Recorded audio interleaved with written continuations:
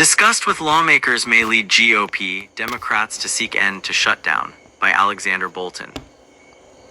Democratic and Republican strategists and pollsters agree that the government shutdown, which will hit the 30-day mark this week, is a growing liability for both parties, which could push congressional leaders to look for an off-ramp to the stalemate soon.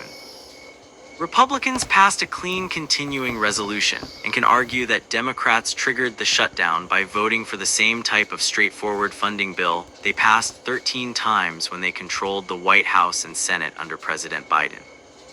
But Senate Majority Leader John Thune, Republican from South Dakota, and Speaker Mike Johnson, Republican from Louisiana, have to worry that Republicans, as the party in control of Washington, will get hit hardest because the party in power typically gets the credit or blame for whatever happens on their watch.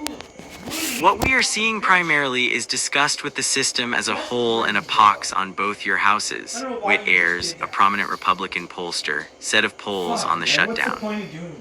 Most Americans cannot understand why the federal government cannot function effectively enough to pass a budget and keep the government open.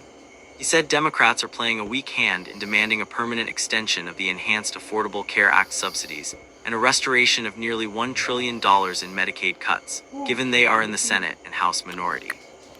The Democrats do not control either House of Congress or the presidency, so it is kind of hard to think that shutting the government down is going to get the majority that controls all three to do something they do not want to do, Ayers said. Democratic strategists acknowledge that the political dynamics of the shutdown are complex, and the fight could backfire on them if it drags on for too long and their party is seen as refusing to compromise. Polls show that more Americans blame Republicans than Democrats for the shutdown, but the political advantage that Democrats enjoyed earlier this month is starting to evaporate. A Reuters Ipsos poll of 4,385 U.S. adults published last week found that 50% of respondents blamed Republicans while 43% blamed Democrats. And 51% of voters not affiliated with either of the major parties blamed Republicans, while 34% blamed Democrats. Both parties are taking damage from the bitter fight in Washington. A Gallup poll conducted during the first 2 weeks of October found that Congress's approval rating has sunk from 26% They're opening another place up there at the college. over the past month. Democratic strategists say they have a built-in advantage on the issue because the Democratic Party is viewed as a pro-government party. But the longer the shutdown drags on, the more their advantage dwindles. We still have an advantage, but it is not as great as the advantage we had at the beginning, Democratic pollster Cylinder Lake said. She said Democrats need to do a better job of emphasizing their message to voters that they are fighting to protect Americans' health care, even though Democratic lawmakers repeatedly stress the issue on Capitol Hill. It just looks like neither side is getting anything done and the voters are just frustrated and stuck with it. I do not know that we have clearly defined it as, we have one bottom line, we are fighting for health care. I think we have not put a face on that. We should have flown in people who were going to have their health care taken away, she said.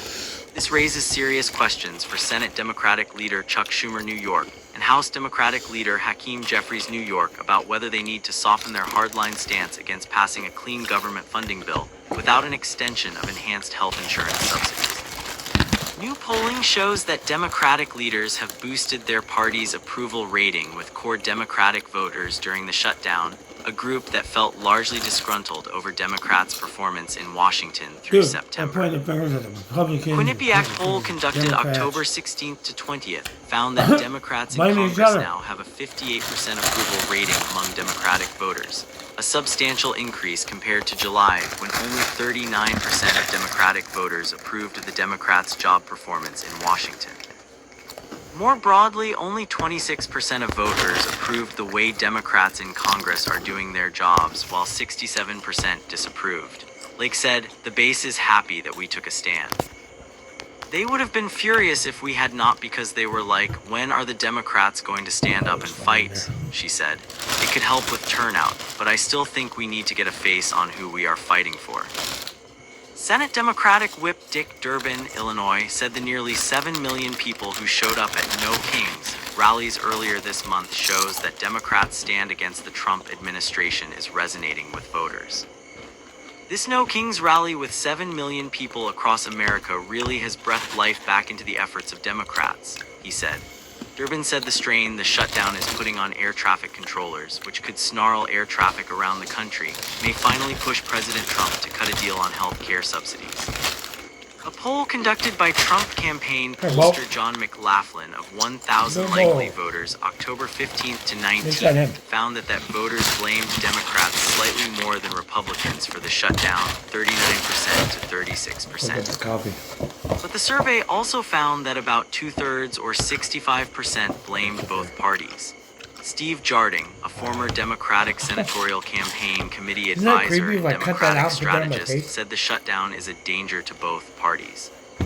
The trending line is initially people are blaming Republicans. Hello, Nancy. Because they control everything. I know you're home. Initially, the polls were worse for the Republicans. Now they are getting a little worse for the Democrats. Come out and play, But Nancy. he said if the shutdown drags into November, when the enrollment period for the Affordable Care Act opens, the rising cost of health insurance will start to hit millions of Americans, and that will put tremendous pressure on Republicans to cut a deal. When these cuts to subsidies start coming in November, I think, boy, things are going to hit the fan, he said. A memo by McLaughlin and Associates, the Trump-allied pollster, warned that protecting the enhanced premium tax credits could be a major wedge issue in next year's election, and if Republicans refuse to protect the healthcare tax credits, they will be giving Democrats a big election issue advantage. That type of data has Republican pollsters, such as Ayers, predicting that Republicans may give Democrats some ground on extending the Affordable Care Act subsidies, even though the majority of the Senate and House GOP conferences oppose doing so. There are a number of Republicans, starting with the president, who would like to do something to extend the Obamacare health care subsidies, at least for people on the lower end of the income scale. So it is not unreasonable to think that there will be some sort of agreement to at least address those health care subsidies before they expire at the end of the year, he said.